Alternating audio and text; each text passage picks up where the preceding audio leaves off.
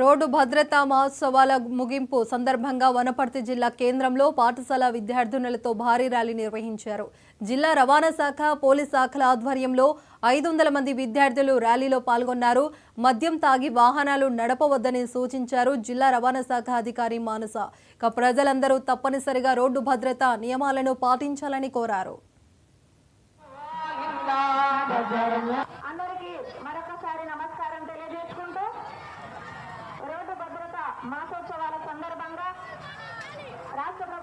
మన రాష్ట్రం నిర్వహించిన రోడ్డు భద్రతా మాసోత్సవాలు 1 జనవరి నుంచి 31 జనవరి వరకు జరిగినాయి.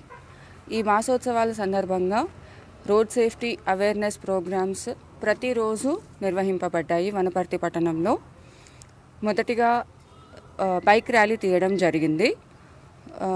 దానిలో మన కలెక్టర్ గారు, ఎస్పీ గారు, ఎమ్మెల్యే గారు అందరూ పాల్గొన్నారు.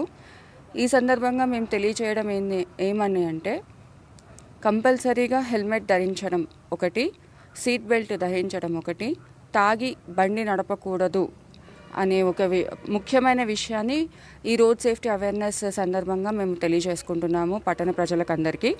ఇవాళ ముగింపు రోడ్ సేఫ్టీ మాసోత్సవాలు ముగింపు సందర్భంగా స్కూల్ పిల్లల చేత ఒక 5 స్కూల్స్ తీసుకొని 500 మంది స్టూడెంట్స్ని తీసుకొని ఒక ర్యాలీ అనేది నిర్వహించాము వనపర్తి పట్టణంలో. చిన్న పిల్లలని, స్కూల్ పిల్లలని తీసుకోవడంలో దీని ముఖ్య విషయం ఏమిటి అంటే ఇవాల్టి పిల్లలే రేపటి పౌరులు అనే ముఖ్య ఉద్దేశం. ఇంకొకటి, ఇంట్లో పిల్లలు చెప్తే కంపల్సరీగా పెద్దవాళ్ళు పాటించే తీరుతారు.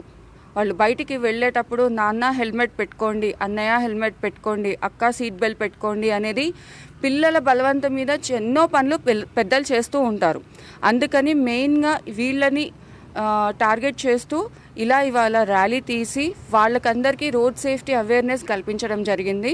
పిల్లలు కూడా ఎంతో ఉత్సాహంతో పార్టిసిపేట్ చేశారు. వాళ్ళందరూ మనకు ఒక వాగ్దానం కూడా చేశారు, మా నాన్నకి కంపల్సరీగా హెల్మెట్ పెట్టుకోమనే చెప్తాము అనే విషయాన్ని పిల్లలు చాలా బాగా గ్రహించారు. ఇదే విషయాన్ని పట్టణ ప్రజలందరూ కూడా గ్రహించి ఖచ్చితంగా హెల్మెట్ పెట్టుకునే వాహనం నడుపుతాము, సీట్ బెల్ట్ పెట్టుకునే వాహనం నడుపుతాము, తాగి బండి నడపము అనే ఒక 3 ముఖ్యమైన విషయాల్ని తప్పనిసరిగా పాటిస్తారని కోరుకుంటున్నాను. మన రాష్ట్రం నిర్వహించిన రోడ్డు భద్రతా మాసోత్సవాలు